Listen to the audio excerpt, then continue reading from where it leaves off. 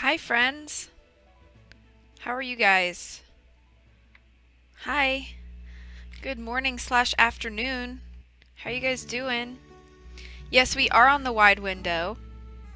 That's the picture. Oh, yeah, it's the picture of Aunt Josephine's house. Yeah, we're on the wide window. So, hello, everybody.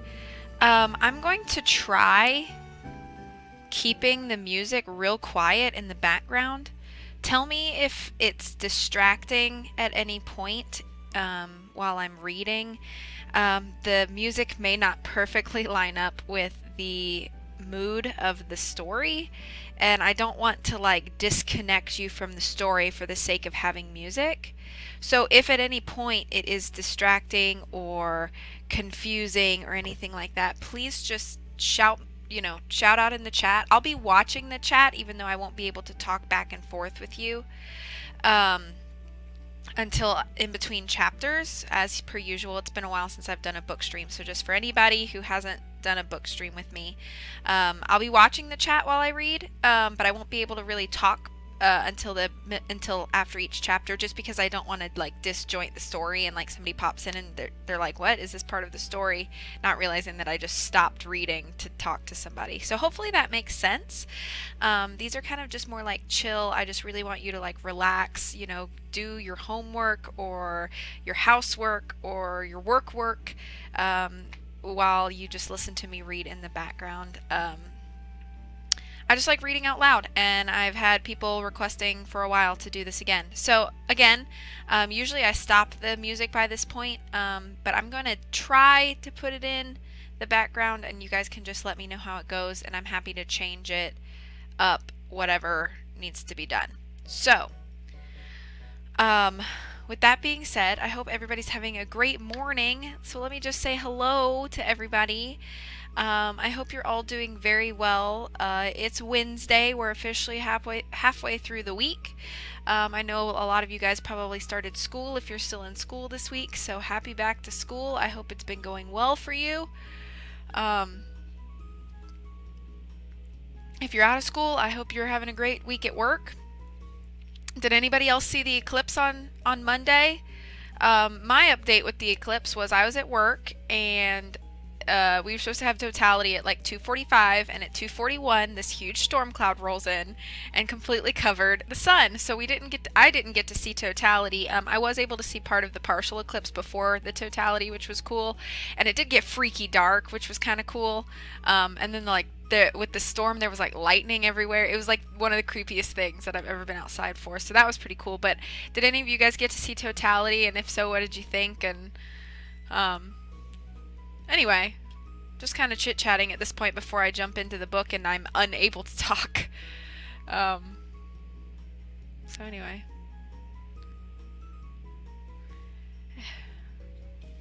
Let me drink this up, and I have another polar water that I'm going to open.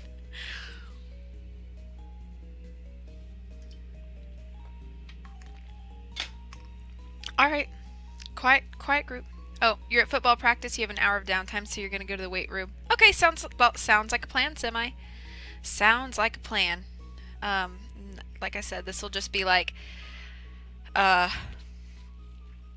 book stuff. So, anyway, I'm going to go ahead and get started. Let's go ahead and do that. Alright. I really hope the music isn't distracting. Okay. Here we go.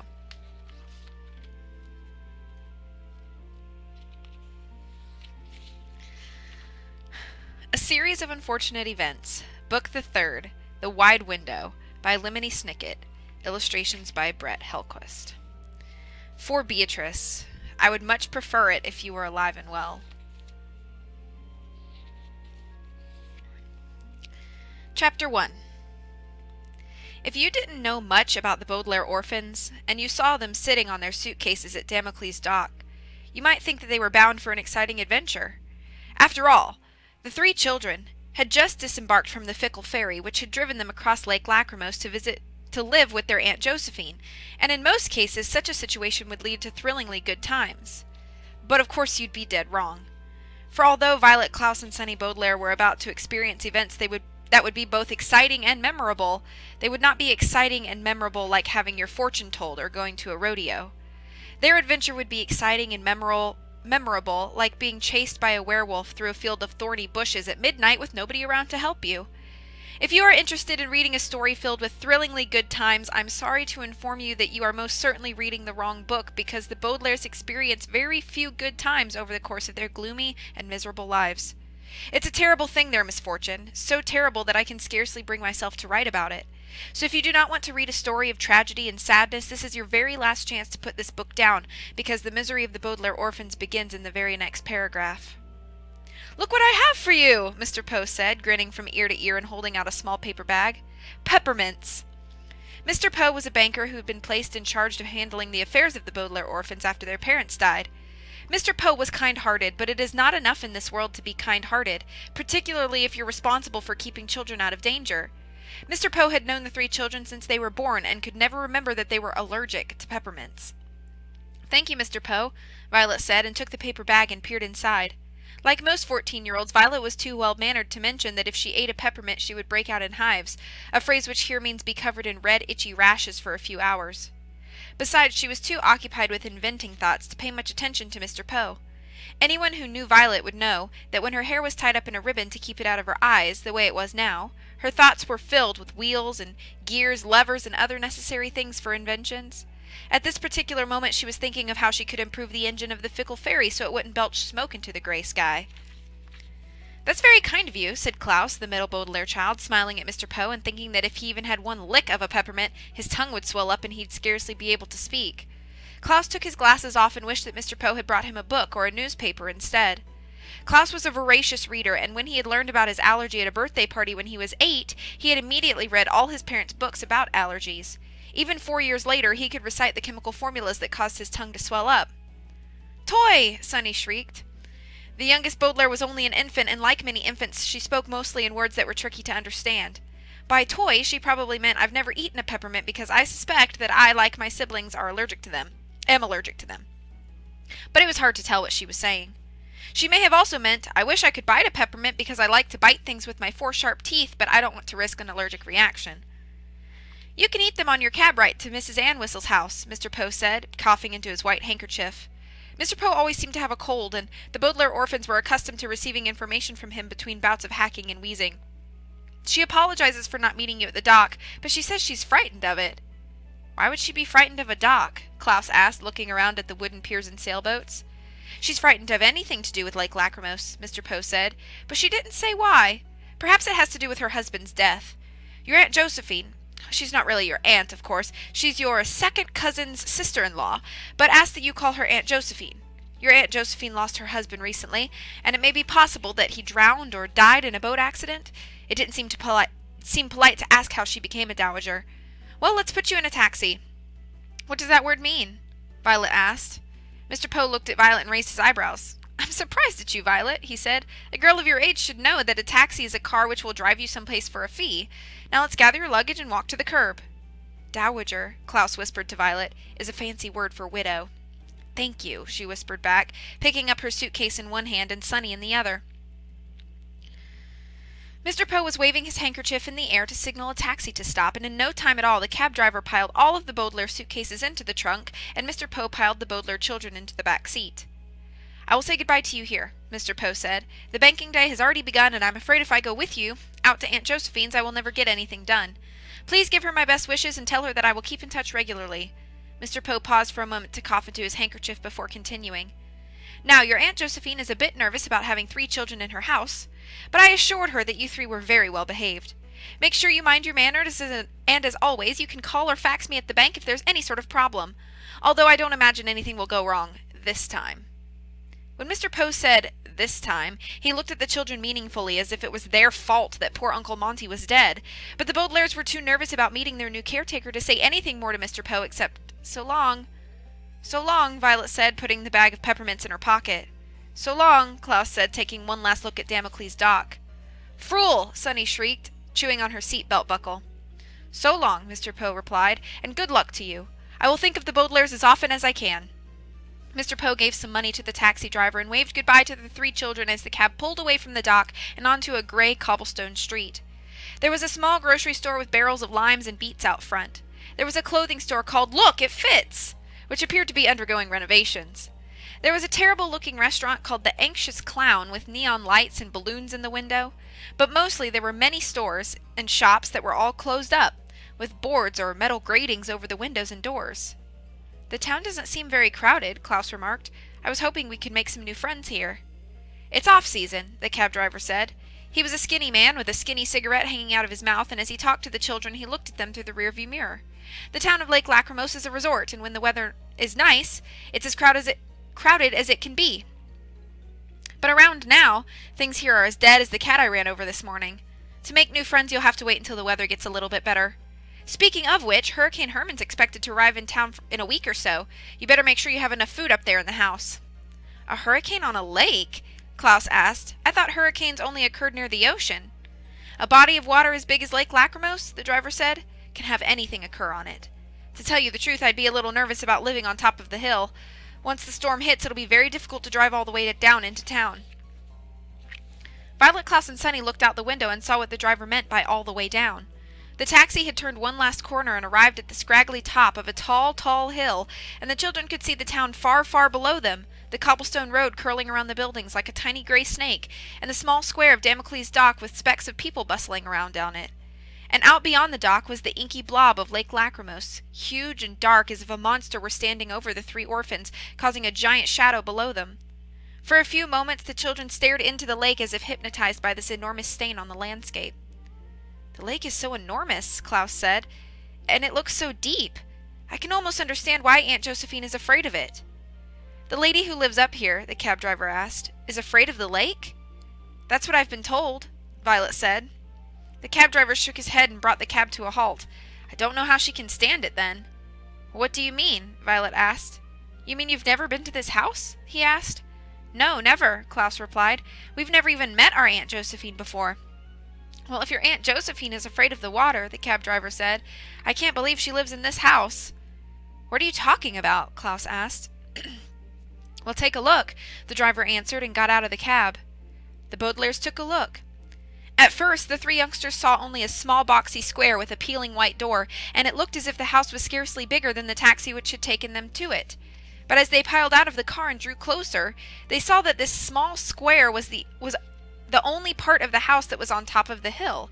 The rest of it, a large pile of boxy squares all stuck together like ice cubes, hung over the side, attached to the hill by long metal stilts that looked like spider legs. As the three orphans peered down at their new home, it seemed as if the entire house was holding onto the hill for dear life. The taxi driver took their suitcases out of the trunk, set them in front of the peeling white door, and drove down the hill with a toot of his horn for a goodbye. There was a soft squeak as the peeling white door opened, and from behind the door appeared a pale woman with her hair piled high on top of her head in a bun. "Hello," she said, smiling thinly. "I'm your Aunt Josephine." "Hello," Violet said cautiously, and stepped forward to meet her new guardian. Klaus stepped forward behind her, and Sunny crawled forward behind him, but all three Baudelaires were walking carefully as if their weight would send the house toppling down from its perch. The orphans couldn't help wondering how a woman who was so afraid of Lake Lachrymose could live into a house that felt like it was about to fall into its depths. End of chapter. Hello to Trista. How you doing? Thanks for being here. Hope you're enjoying. Hello to everybody. Hope chapter 1 was good for you.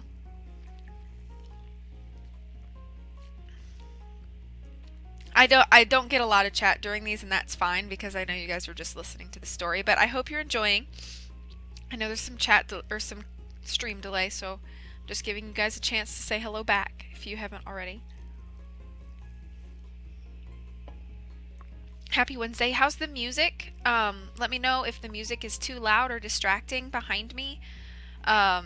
Or if I literally just want a tiny bit of music happening in like very, very softly in the background. So just let me know how that sounds. And then I will move on to chapter 2.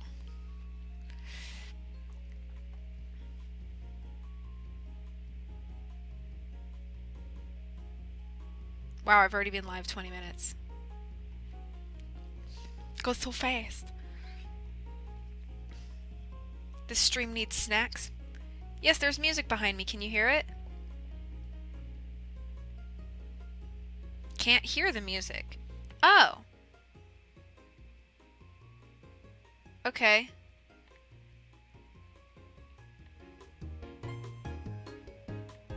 Is that too much? Is that too much? I don't want it to be too much, but just a little bit. Let me know how that is. In comparison to my reading voice, obviously.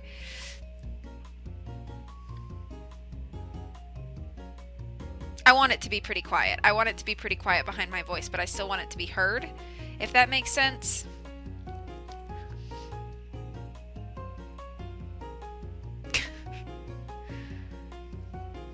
This stream does need snacks, but I can't snack because I'm the one reading.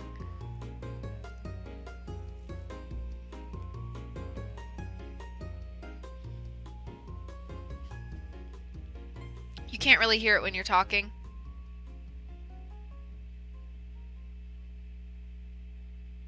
Okay, well that's fine. That's cool with me. I'll just keep it like that. Okay, moving on. Moving on. Chapter 2.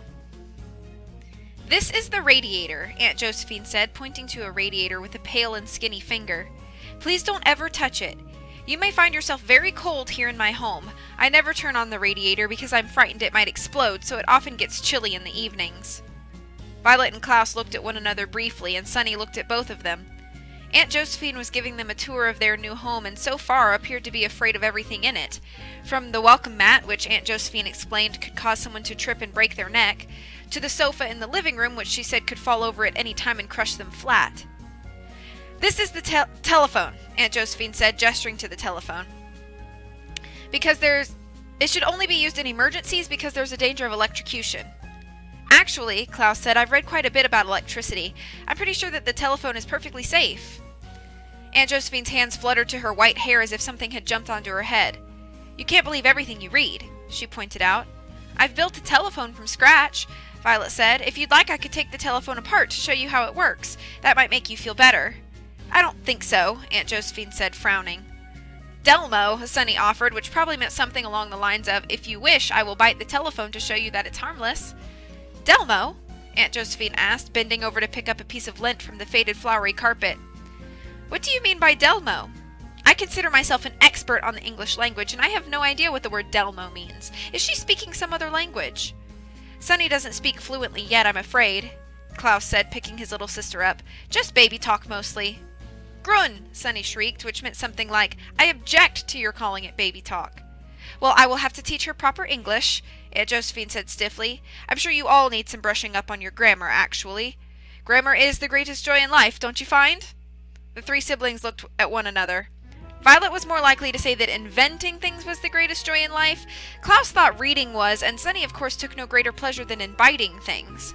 The Baudelaires thought of grammar, all those rules about how to write and speak the English language, the way they thought of banana bread. Fine, but it was nothing to make a fuss about. Still, it seemed rude to contradict Aunt Josephine. Yes, Violet said finally. We've always loved grammar. Aunt Josephine nodded and gave the Baudelaires a small smile. Well, I'll show you to your room and continue the rest of the tour after dinner. When you open this door, just push on the wood here. Never use the doorknob. I'm always afraid it will shatter into a million pieces and that one of them will hit my eye. The Baudelaires were beginning to think that they would not be allowed to touch a single object in this whole house, but they smiled at Aunt Josephine, pushed on the wood, and opened the door to reveal a large, well-lit room with blank white walls and a plain blue carpet on the floor. Inside were 2 good-sized beds and 1 good-sized crib, obviously for Sunny, each covered in a plain blue bedspread, and at the foot of each bed was a large trunk for storing things.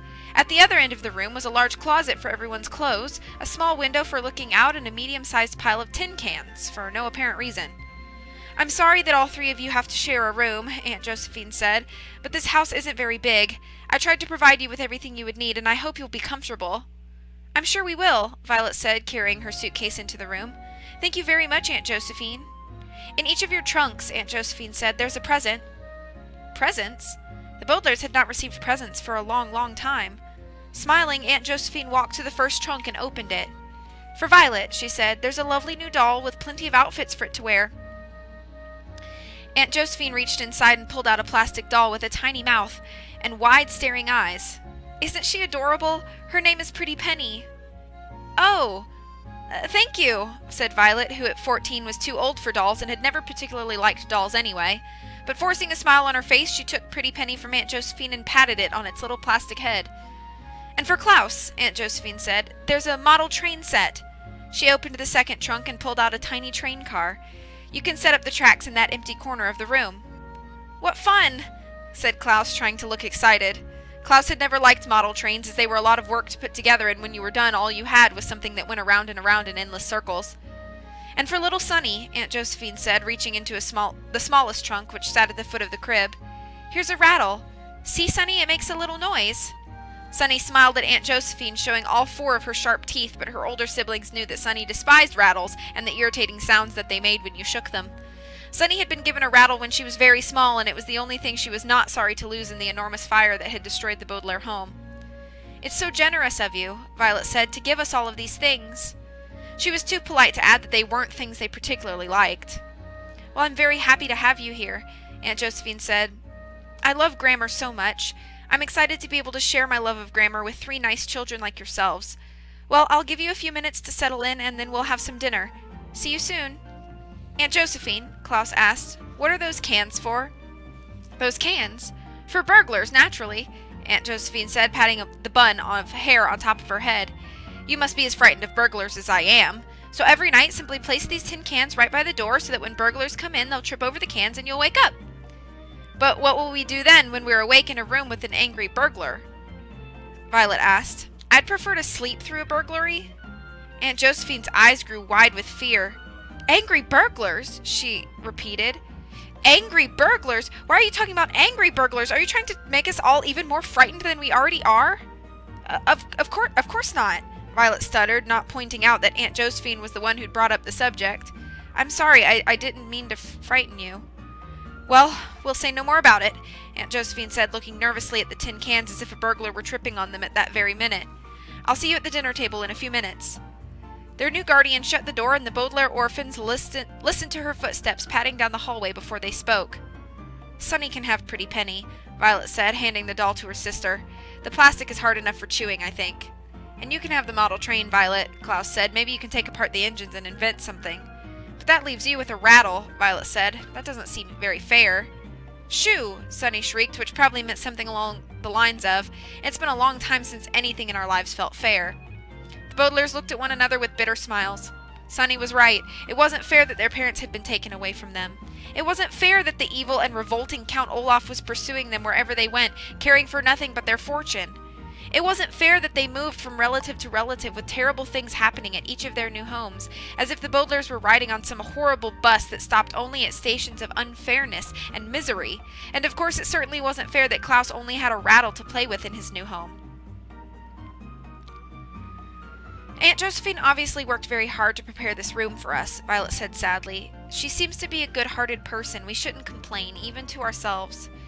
"You're right," Klaus said, picking up his rattle and giving it a half-hearted little shake. "We shouldn't complain." "Twee!" Sunny shrieked, which probably meant something like, "Both of you are right. We shouldn't complain." Klaus walked over to the window and looked out at the darkening landscape. The sun was beginning to set over the inky depths of Lake Lachrymose, and a cold evening wind was beginning to blow. Even from the other side of the glass, Klaus could feel a small chill. "I want to complain anyway," he said. "Soup's on!" Aunt Josephine called from the kitchen. "Please come to dinner." Violet put her hand on Klaus's shoulder and gave it a little squeeze of comfort, and without another word the three Baudelaires headed back down the hallway and into the dining room. Aunt Josephine had set the table for 4, providing a large cushion for Sunny, and another pile of tin cans in the corner of the room just in case burglars tried to steal their dinner. "Normally, of course," Aunt Josephine said, "soup's on is an idiomatic expression that has nothing to do with soup. It simply means that dinner is ready. In this case, however, I've actually made soup." "Oh, good," Violet said. "There's nothing like hot soup on a chilly evening." "Actually, it's not hot soup," Aunt Josephine said. "I never cook anything hot because I'm afraid of turning the stove on. It might burst into flames. So I've made chilled cucumber soup for dinner." The Baudelaires looked at one another and tried to hide their dismay. As you probably know, chilled cucumber soup is a delicacy that's best enjoyed on a very hot day. I myself once enjoyed it in Egypt while visiting a friend of mine who works as a snake charmer. When it's well prepared, chilled cucumber soup has a delicious minty taste, cool and refreshing as if you're drinking something as well as eating it. But on a cold day in a drafty room, chilled cucumber soup is about as welcome as a swarm of wasps at a bat mitzvah. In dead silence, the 3 children sat down at the table with their Aunt Josephine and did their best to force down the cold, slimy concoction. The only sound was Sunny's 4 teeth chattering on her soup spoon as she ate her frigid dinner. As I'm sure you know, when no one is speaking at the dinner table, the meal seems to take hours, so it felt like much, much later when Aunt Josephine broke the silence. "My dear husband and I never had children," she said, "because we were afraid to. But I do want you to know that I'm very happy that you're here. I'm often very lonely up on this hill by myself, and when Mr. Poe wrote to me about your troubles, I didn't want you to be as lonely as I was when I lost my dear Ike." "Was Ike your husband?" Violet asked. Aunt Josephine smiled, but she didn't look at Violet, as if she were talking more to herself than to the Baudelaires. "Yes," she said in a faraway voice. "He was my husband, but he was much more than that. He was my best friend, my partner in grammar, and the only person I knew who could whistle with crackers in his mouth." "Our mother could do that," Klaus said, smiling. "Her specialty was Mozart's 14th Symphony. Ike's was Beethoven's 4th Quartet," Aunt Josephine replied. "Apparently it's a family characteristic." "I'm sorry we never got to meet him," Violet said. "He sounds wonderful." "He was wonderful," Aunt Josephine said, stirring her soup and blowing on it even though it was ice cold. "I was so sad when he died. I felt like I'd lost the 2 most special things in my life." "2?" Violet asked. "What do you mean?" "I lost Ike," Aunt Josephine said, "and I lost Lake Lachrymose. I mean, I didn't really lose it, of course. It's still down in the valley, but I grew up on its shores.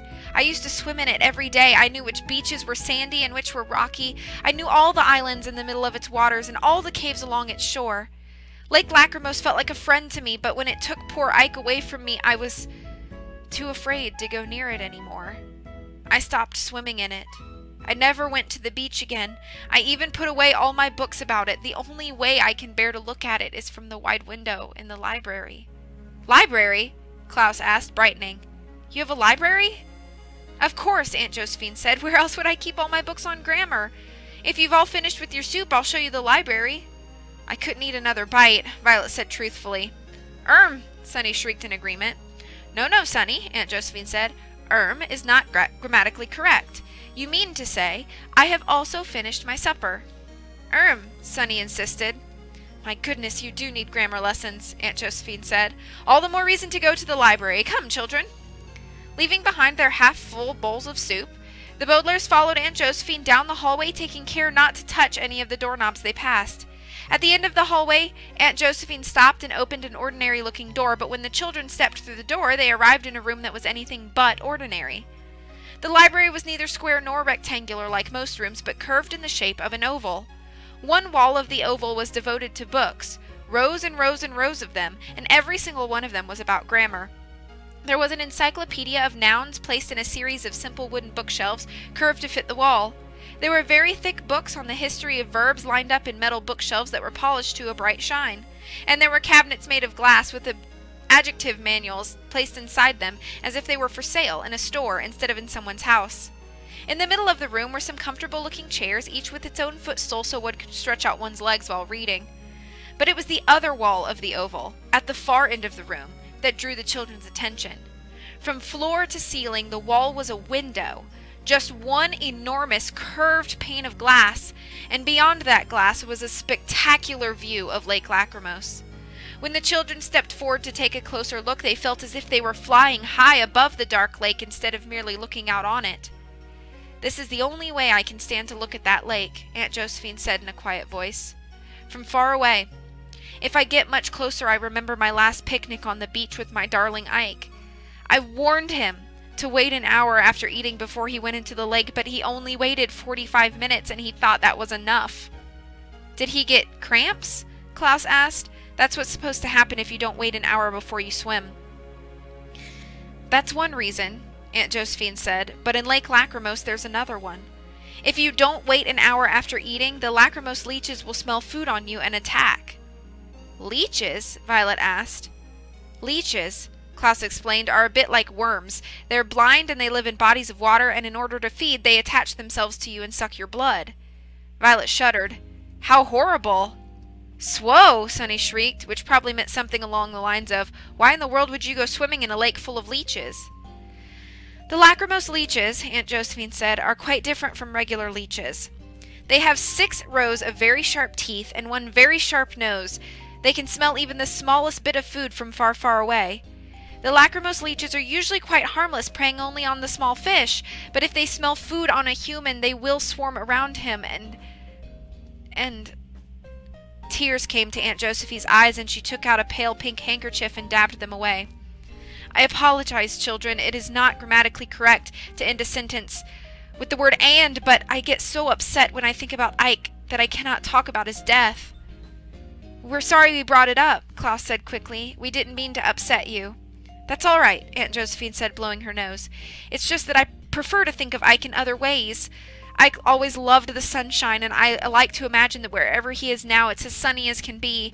And of course nobody knows what happens to you after you die, but it's nice to think of my husband someplace very, very hot, don't you think? Yes, Violet said. That's very nice. She swallowed.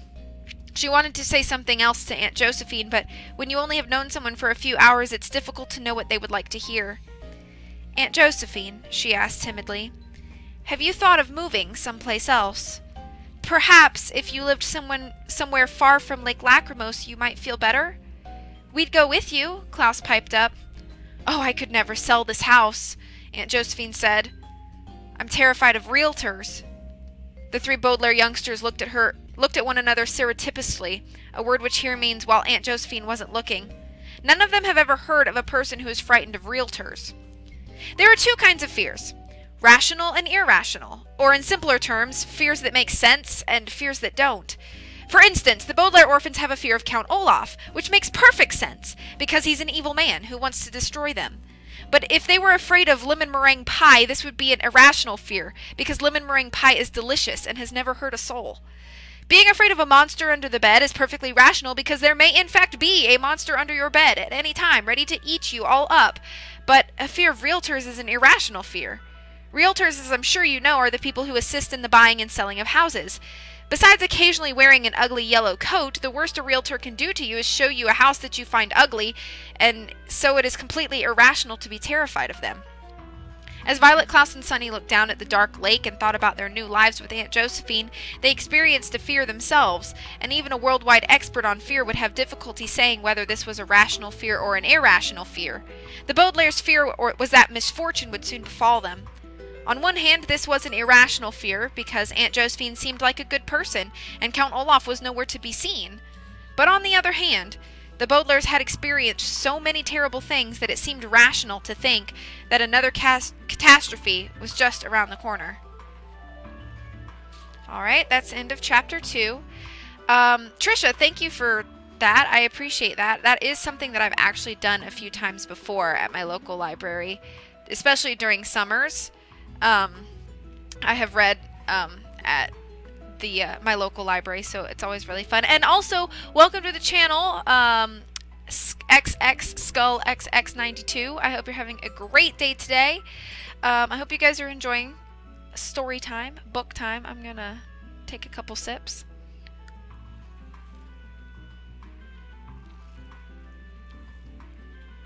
But yes, I hope everybody's doing well.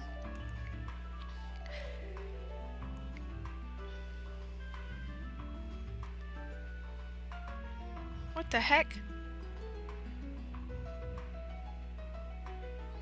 Alright.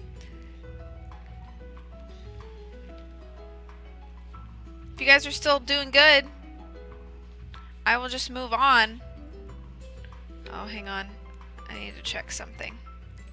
Excuse me.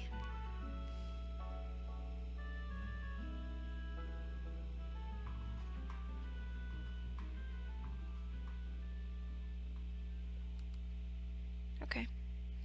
Alright.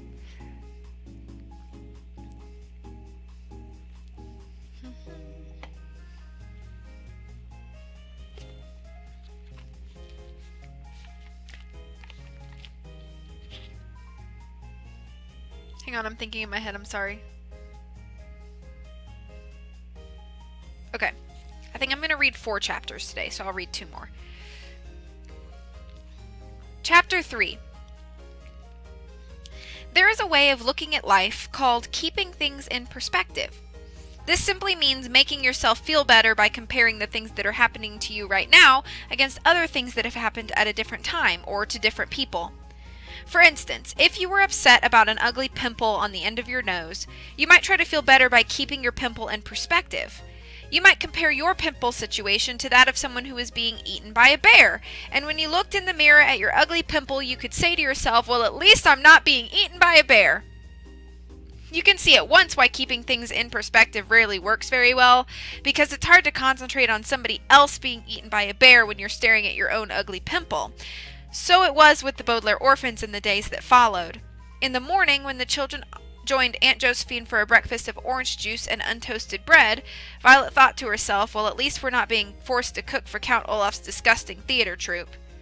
In the afternoon, when Aunt Josephine would take them to the library and teach them all about grammar, Klaus thought to himself, well, at least Count Olaf isn't about to whisk us away to Peru.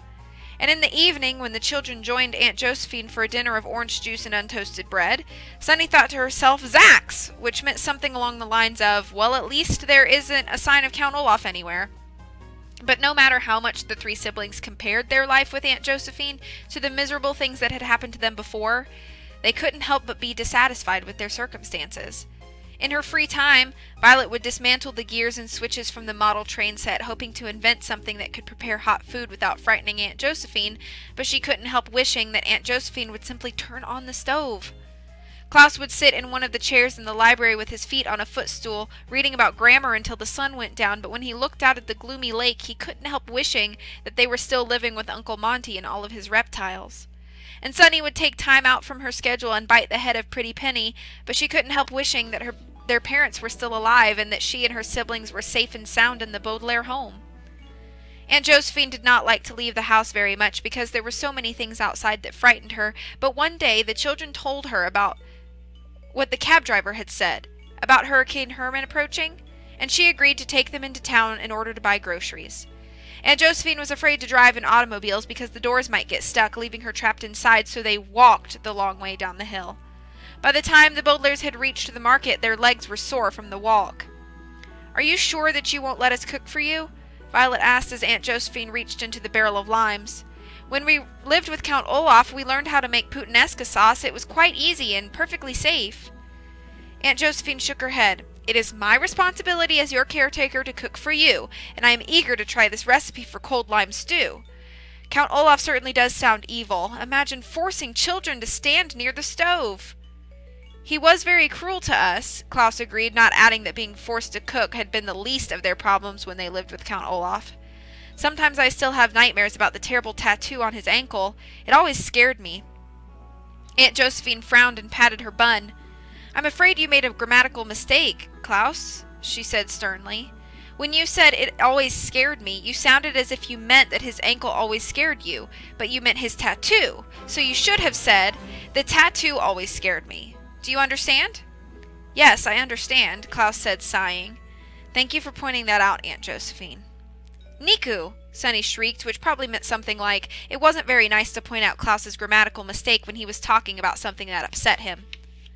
"No, no, Sonny," Aunt Josephine said firmly, looking up from her shopping list. "Niku is not a word. Remember what we said about using correct English. Now, Violet, would you please get some cucumbers? I thought I would make chilled cucumber soup again sometime next week." Violet groaned inwardly, a phrase which here means said nothing but felt disappointed at the prospect of another chilly dinner. But she smiled at Aunt Josephine and headed down the aisle of the market in search of cucumbers. She looked wistfully at all the delicious food on the shelves that required turning on the stove in order to prepare it. Violet hoped that someday she could cook a nice hot meal for Aunt Josephine and her siblings using the invention she was working on with the model train engine. For a few moments she was so lost in her inventing thoughts that she didn't look where she was going until she walked right into someone. "Excuse me," Violet started to say, but when she looked up she couldn't finish her sentence. There stood a tall, thin man with a blue sailor hat on his head and a black patch covering his left eye. He was smiling eagerly down at her as if she were a brightly wrapped birthday present that he couldn't wait to rip open. His fingers were long and bony, and he was leaning awkwardly to one side, a bit like Aunt Josephine's house dangling over the hill. When Violet looked down, she saw why. There was a thick stump of wood where his left leg should have been, and like most people with peg legs, this man was leaning on his good leg, which caused him to tilt. But even though Violet had never seen anyone with a peg leg before, this was not the reason she couldn't finish her sentence. The reason why had to do with something she had seen before. The bright, bright shine in the man's one eye, and just above it, one long eyebrow. When someone is in disguise and the disguise is not very good, one can describe it as a transparent disguise. This does not mean that the person is wearing plastic wrap or glass or anything else transparent. It merely means that people can see through his disguise. That is, the disguise doesn't fool them for 1 minute. Violet wasn't fooled for even a second as she stood staring at the man she walked into. She knew at once it was Count Olaf. "Violet, what are you doing in this aisle?" Aunt Josephine said, walking up behind her. "This aisle contains food that needs to be heated, and you know..." When she saw Count Olaf, she stopped speaking, and for a second Violet thought that Aunt Josephine had recognized him too. But then Aunt Josephine smiled, and Violet's hopes were dashed, a word which here means shattered. "Hello," Count Olaf said, smiling at Aunt Josephine. "I was just apologizing for running into your sister here." Aunt Josephine's face grew bright red, seeming even brighter under her white hair. "Oh, no," she said, as Klaus and Sonny came down the aisle to see what all the fuss was about. "Violet is not my sister, sir. I am her legal guardian." Count Olaf clapped one hand to his face as if Aunt Josephine had just told him she was the tooth fairy. "I cannot believe it," he said. "Madam, you don't look nearly old enough to be anyone's guardian." Aunt Josephine blushed again. "Well, sir, I've lived by the lake my whole life, and some people have told me that has kept me looking youthful." "I would be happy to have the acquaintance of a local personage," Count Olaf said, tipping his blue sailor hat and using a silly word which here means person. "I'm new to this town and beginning a new business, so I am eager to make new acquaintances. Allow me to introduce myself." "Klaus and I are happy to introduce you," Violet said with more bravery than I would have had when faced with meeting Count Olaf again. "Aunt Josephine, this is Count..." No, Violet," Aunt Josephine interrupted. "Watch your grammar. You should have said, Klaus and I will be happy to introduce you, because you haven't introduced us yet." But, Violet started to say. Now, Veronica, Count Olaf said, his one eye shining brightly as he looked down at her. Your guardian is right, and before you make any other mistakes, allow me to introduce myself. My name is Captain Sham, and I have a new business renting sailboats out on Damocles Dock. I'm happy to make your acquaintance, I am Josephine Ann Whistle, Aunt Josephine said, and these are Violet, Klaus, and little Sonny Baudelaire. Little Sonny, Captain Sham repeated, sounding as if he were eating Sonny rather than greeting her. It's a pleasure to meet all of you. Perhaps someday I could take you out on the lake for a little boat ride. Ging! Sonny shrieked, which probably meant something like, I would rather eat dirt. We're not going anywhere with you, Klaus said. Aunt Josephine blushed again and looked sharply at the three children. The children seem to have forgotten their manners as well as their grammar, she said. Please apologize to Captain Sham at once.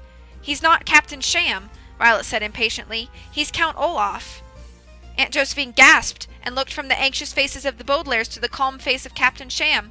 He had a grin on his face, but his smile had slipped a notch, a phrase which here means grown less confident as he waited to see if Aunt Josephine realized he was really Count Olaf in disguise. Aunt Josephine looked him over from head to toe and then frowned. Mr. Poe told me to be on the watch for Count Olaf, she said finally, but he did also say that you children tended to see him everywhere. We see him everywhere, Klaus said tiredly, because he is everywhere. Who is this Count Omar person? Captain Sham asked. Count Olaf, Aunt Josephine said, is a terrible man who is standing right in front of us, Violet finished. I don't care what he calls himself. He has the same shiny eyes, the same single eyebrow, but plenty of people have those characteristics, Aunt Josephine said. Why, my mother-in-law had not only one eyebrow, but also one ear. The tattoo, Klaus said. Look for the tattoo. Count Olaf has a tattoo of an eye on his left ankle. Captain Sham sighed and with difficulty lifted his peg leg so everyone could get a clear look at it. It was made of dark wood that was polished to shine as brightly as his eye and attached to his left knee with a curved metal hinge. But I don't even have a left ankle, he said in a whiny voice. It was all chewed away by the lachrymose leeches. Aunt Josephine's eyes welled up and she placed a hand on Captain Sham's shoulder.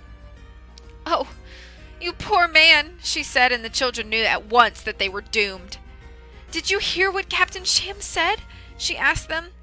Violet tried one more time, knowing it would probably be futile, a word which here means filled with futility. He's not Captain Sham, she said. You don't think he would allow the lachrymose leeches to chew off his leg, Aunt Josephine said, just to play a prank on you? Tell us, Captain Sham. Tell us how it happened. Well, I was sitting on my boat just a few weeks ago, Captain Sham said. I was eating some pasta with puttanesca sauce and I spilled some on my leg. Before I knew it, the leeches were attacking. That's just how it happened with my husband, Aunt Josephine said, biting her lip. The Baudelaires, all three of them, clenched their fists in frustration. They knew that Captain Sham's story about the puttanesca sauce was as phony as his name, but they couldn't prove it. Here, Captain Sham said, pulling a small card out of his pocket and handing it to Aunt Josephine. Take my business card, and next time you're in town, perhaps we could enjoy a cup of tea. That sounds delightful, Aunt Josephine said, reading his card. Captain Sham's sailboats. Every boat has its own sail. Oh, Captain, you have made a very serious grammatical error here. What? Captain Sham said, raising his eyebrow. This card says it's with an apostrophe. IT'(S) means it is. You don't mean to say every boat has its own sail. You simply mean ITS, belonging to it. It's a very common mistake, Captain Sham, but it's a dreadful one. Captain Sham's face darkened, and it looked for a minute like he was going to raise his peg leg again and kick Aunt Josephine with all his might. But then he smiled, and his face cleared. Thank you for pointing that out, he said finally. You're welcome, Aunt Josephine said. Come, children, it's time to pay for our groceries. I hope to see you soon, Captain Sham. Captain Sham smiled and waved goodbye, but the Baudelaires watched as his smile turned to a sneer as soon as Aunt Josephine had turned her back. He had fooled her, and there was nothing the Baudelaires could do about it. They spent the rest of the afternoon trudging back up the hill carrying their groceries, but the heaviness of cucumbers and limes was nothing compared to the heaviness in the orphans' hearts. All the way up the hill, Aunt Josephine talked about Captain Sham and what a nice man he was, and how much she hoped that they would see him again, while the children knew he was really Count Olaf and a terrible man and hoped they would never see him again for the rest of their lives. There is an expression that I am sad to say is appropriate for this part of the story. The expression is falling for something, hook, line, and sinker, and it comes from the world of fishing. The hook, the line, and the sinker are all parts of a fishing rod, and they work together to lure fish out of the ocean to their doom. If somebody is falling for something, hook, line, and sinker, they are believing a bunch of lies and may find themselves doomed as a result. Aunt Josephine was falling for Captain Sham's lies, hook, line, and sinker, but it was Violet, Klaus, and Sunny who were feeling doomed. As they walked up the hill in silence, the children looked down at Lake Lachrymose and felt the chill of doom fall over their hearts. It made the three siblings feel cold and lost, as if they were not simply looking at the shadowy lake, but had been dropped in the middle of its depths. That's end of chapter 3. Hello, Smokey. More water. One more chapter. How you guys feeling? You guys hanging in there with me? Enjoying yourselves, hopefully?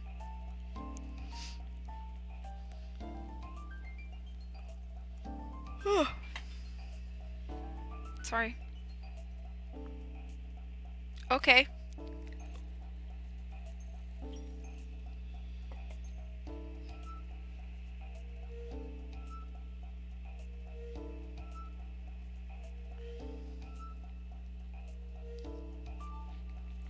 Okay.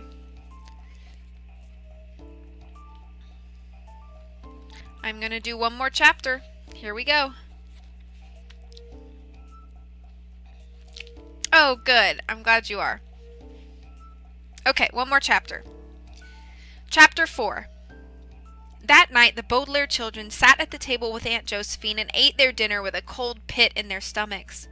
Half of the pit came from the chilled lime stew that Aunt Josephine had prepared, but the other half, if not more than half, came from the knowledge that Count Olaf was in their lives once again. "That Captain Sham is certainly a charming person," Aunt Josephine said, putting a piece of lime rind in her mouth. "He must be very lonely moving to a new town and losing a leg. Maybe we could have him over for dinner." "We keep trying to tell you, Aunt Josephine," Violet said, pushing the stew around on her plate so it looked like she'd eaten more than she actually had. "He's not Captain Sham, he's Count Olaf in disguise." "I've had enough of this nonsense," Aunt Josephine said. "Mr. Poe told me that Count Olaf had a tattoo on his left ankle and one eyebrow over his eyes. Captain Sham doesn't have a left ankle and only has one eye. I can't believe you would dare to disagree with a man who has eye problems." "I have eye problems," Klaus said, pointing to his glasses, "and you're disagreeing with me." "I will thank you not to be impertinent," Aunt Josephine said, using a word which here means pointing out that I'm wrong, which annoys me. "It's very annoying. You will have to accept once and for all that Captain Sham is not Count Olaf." She reached into her pocket and pulled out the business card. "Look at his card. Does it say Count Olaf? No, it says Captain Sham. The card does have a serious grammatical error on it, but it is nevertheless proof that Captain Sham is who he says he is." Aunt Josephine put the business card down on the dinner table and the Baudelaires looked at it and sighed. Business cards, of course, are not proof of anything. Anyone can go to a print shop and have cards made that say anything they like. The King of Denmark can order business cards that says he sells golf balls. Your dentist can order business cards that says she's your grandmother. In order to escape from the castle of an enemy of mine, I once had cards printed that said I was an admiral of the French Navy. Just because something's typed, whether it's typed on a business card or typed in a newspaper or book, this does not mean that it's true. The three siblings were well aware of this simple fact, but could not find the words to convince Aunt Josephine, so they merely looked at Aunt Josephine, sighed, and silently pretended to eat their stew. It was so quiet in the dining room that everyone jumped, Violet, Klaus, Sunny, and even Aunt Josephine when the telephone rang. "My goodness," Aunt Josephine said. "What should we do?" "Minka!" Sunny shrieked, which probably meant something like, "Answer it, of course." Aunt Josephine stood up from the table but didn't move, even as the phone rang a second time. "It might be important," she said, "but I don't know if it's worth the risk of electrocution." "If it makes you feel more comfortable," Violet said, wiping her mouth with her napkin, "I'll answer the phone." Violet stood up and walked to the phone in time to answer it on the third ring. "Hello?" she asked. "Is this Mrs. Anwhistle?" a wheezy voice asked. "No," Violet replied. "This is Violet Baudelaire. May I help you?" "Put the old woman on the phone, orphan," the voice said, and Violet froze, realizing it was Captain Sham. Quickly, she stole a glance at Aunt Josephine, who was now watching Violet nervously. "I'm sorry," Violet said into the phone. "You must have the wrong number." "Don't play with me, you wretched girl," Captain Sham started to say, but Violet hung up the phone, her heart pounding, and turned to Aunt Josephine. "Someone was asking for the Hop-Along Dancing School," she said, lying quickly. "I told them they had the wrong number." "What a brave girl you are. Aunt Josephine murmured, picking up the phone like that. It's actually very safe, Violet said. Haven't you ever answered the phone, Aunt Josephine? Klaus asked. Ike almost always answered it, Aunt Josephine said, and he used a special glove for safety, but now that I've seen you answer it, maybe I'll give it a try next time someone calls. The phone rang and Aunt Josephine jumped again. Goodness, she said, I didn't think it would ring again so soon. What an adventurous evening! Violet stared at the phone, knowing it was Captain Sham calling back. Would you like me to answer it again? She asked. No, Aunt Josephine said, walking toward the small ringing phone as if it were a big barking dog. I said I'd try it, and I will. She took a deep breath, reached out a nervous hand, and picked up the phone. Hello? She said. Yes, this is she.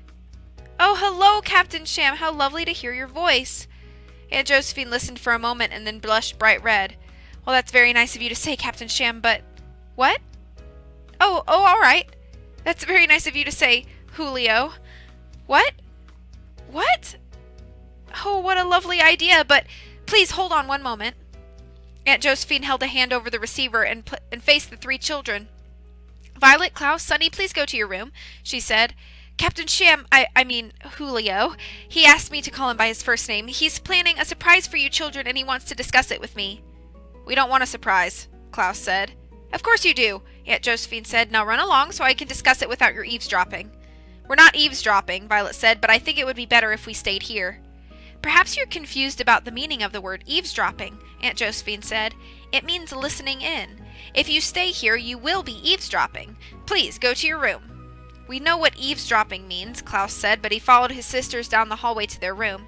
Once inside, they looked at one another in silent frustration. Violet put aside pieces of the toy caboose that she had planned to examine that evening to make room on her bed for the three of them to lie beside one another and frown at the ceiling. I thought we'd be safe here, Violet said glumly. I thought that anybody who was frightened of realtors would never be friendly to Count Olaf, no matter how he was disguised. Do you think that he actually let leeches chew off his leg? Klaus wondered, shuddering, just to hide his tattoo. Choin! Sonny shrieked, which probably meant, that seems a little drastic, even for Count Olaf. I agree with Sonny, Violet said. I think he told that tale about leeches just to make Aunt Josephine feel sorry for him. And it sure worked, Klaus said, sighing. After he told her that sob story, she fell for his disguise hook, line, and sinker. At least she isn't as trusting as Uncle Monty, Violet pointed out. He let Count Olaf move right into the house. At least then we could keep an eye on him, Klaus replied. Ober, Sonny remarked, which meant something along the lines of, although we still didn't save Uncle Monty. What do you think he's up to this time? Violet asked. Maybe he plans to take us out in one of his boats and drown us at the lake. Well, maybe he wants to push the whole house off the mountain, Klaus said, and blame it on Hurricane Herman. Have to, Sonny said glumly, which probably meant something like, maybe he wants to put the lachrymose leeches in our beds. Maybe, Violet said. All these maybes won't get us anywhere. We could call Mr. Poe and tell him Count Olaf is here, Klaus said. Maybe he could come fetch us. And that's the biggest maybe of them all, Violet said. It's always impossible to convince Mr. Poe of anything, and Aunt Josephine doesn't believe us even though she saw Count Olaf with her own eyes. She doesn't even think she saw Count Olaf. Klaus agreed sadly. She thinks she saw Captain Sham. Sonny nibbled half-heartedly on Pretty Penny's head and muttered Pock, which probably meant, you mean Julio? Then I don't see what we can do, Klaus said, except keep our eyes and ears open. Doma, Sonny agreed. You're both right, Violet said. We'll just have to keep a very careful watch. The Baudelaire orphans nodded solemnly, but the cold pit in their stomachs had not gone away. They all felt that keeping watch wasn't really much of a plan for defending themselves from Captain Sham, and as it grew later and later, it worried them more and more. Violet tied her hair up in a ribbon to keep it out of her eyes as if she were inventing something, but she thought and thought for hours and hours and was unable to invent another plan. Klaus stared at the ceiling with the utmost concentration as if something very interesting were written on it, but nothing helpful occurred to him as the hour grew later and later. And Sonny bit Pretty Penny's head over and over and over, but no matter how long she bit it, she couldn't think of anything to ease the Baudelaire's worries. I have a friend named Gina Sue, who is a socialist, and Gina Sue has a favorite saying, you can't lock up the barn after the horses are gone. It simply means that sometimes even the best of plans will occur to you when it's too late. This, I'm sorry to say, is the case with the Baudelaire orphans and their plan to keep a close watch on Captain Sham, for after hours and hours of worrying, they heard an enormous crash of shattering glass, and they knew at once that keeping watch had not been a good enough plan. What was that noise? Violet said, getting up off the bed. It sounded like breaking glass, Klaus said worriedly, walking toward the bedroom door. Vestu! Sunny shrieked, but her siblings did not have time to figure out what she meant as they all hurried down the hallway. Aunt Josephine? Aunt Josephine! Violet called, but there was no answer. She peered up and down the hallway, but everything was quiet. Aunt Josephine! She called again. Violet led the way as the three orphans ran into the dining room, but their guardian wasn't there either. The candles on the table were still lit, casting a flickering glow on the business card and the bowls of cold lime stew. Aunt Josephine? Violet called again, and the children ran back out to the hallways and toward the door of the library. As she ran, Violet couldn't help but remember how she and her siblings had called Uncle Monty's name early one morning just before discovering the tragedy that had befallen him. Aunt Josephine! She called. Aunt Josephine! She couldn't help but remember all the times she'd woken up in the middle of the night, calling out the names of her parents as she dreamed, as she so often did, of the terrible fire that had claimed their lives. Aunt Josephine! She said, reaching the library door. Violet was afraid she was calling out Aunt Josephine's name when her aunt could no longer hear it. Look, Klaus said and pointed to the door. A piece of paper folded in half was attached to the wood with a thumbtack. Klaus pried the paper loose and unfolded it. What is it? Violet asked, and Sunny craned her little neck to see. It's a note, Klaus said, and read it out loud. Violet, Klaus, and Sunny, by the time you read this note, my life will be at its end. My heart is as cold as ice, and I find my life unbearable. I know your children may not understand the sad life of a dowager, or what would have leaded me to this desperate act, but please know that I am much happier this way. As my last will and testament, I leave you three in the care of Captain Sham, a kind and honorable man. Please think of me kindly, even though I had done this terrible thing. Your Aunt Josephine. Oh no, Klaus said quietly when he was finished reading. He turned the piece of paper over and over as if he'd read it incorrectly, as if it said something different. Oh no, he said again, so faintly that it was as if he didn't even know he was speaking out loud. Without a word, Violet opened the door to the library, and the Baudelaires took a step inside and found themselves shivering. The room was freezing cold, and after one glance, the orphans knew why. The wide window had shattered. Except for a few shards that still stuck to the window frame, the enormous pane of glass was gone, leaving a vacant hole that looked out into the still blackness of the night. The cold night air rushed through the hole, rattling the bookshelves and making the children shiver up against one another, but despite the cold, the orphans walked carefully to the empty space where the window had been and looked down. The night was so black that it seemed as if there was absolutely nothing beyond the window. Violet, Klaus, and Sunny stood there for a moment and remembered the fear that they had felt just a few days ago when they were standing in this very same spot. They now knew that their fear had been rational. Huddling together, looking down into the blackness, the Baudelaires knew that their plan to keep a careful watch had come too late. They had locked the barn door, but poor Aunt Josephine was already gone.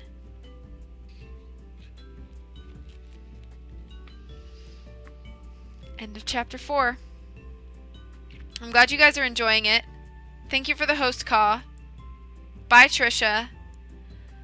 That's it for the day. I'll come back later this afternoon with some Pokemon, but that's it for reading today. First 4 chapters of the book. I hope you enjoyed. Favorite book series in the entire world for me. I hope you guys enjoyed that. Hopefully I'll see you back later this afternoon for some Pokemon. I'm going to go get my car cleaned, and then I'm going to do a little bit more laundry. Then I'm going to come back in a couple hours for some Pokemon. But I hope you guys had a good time listening. Obviously, I love reading out loud. I'll be honest with you guys. Not only do I love doing this on stream, but I've also considered possibly recording like official audiobooks for authors. Getting paid to do that. That might be nice. So, you love Wide Window. I can't wait till we get to my favorite book in the series, which is 5. And then I think my second favorite is number 7. But anyway. Yeah. I'm doing book streams to kind of get into practice of reading, and reading well and at a good pace, so that maybe one day I could get paid to record audiobooks, like official audiobooks. That would just be super cool. But anyway, that being said, I am going to call it here. I hope you guys have a great rest of the day. Like I said, I'll be back in a little bit. Enjoy yourselves. Thanks for being here. I hope you guys have relaxed and aw. Thanks, Terror. I didn't know you were here. Hi. Bye, and bye, Skull. And again, thank you for the follow, and I hope that you enjoy your time here. I do a whole bunch of different sorts of streams. Aw, thanks, Rob. Bye, you guys. As always, much love from me to you. I'll see you all very soon, just a few hours. So take care of yourselves, and I'll leave you with a little bit of music. Bye.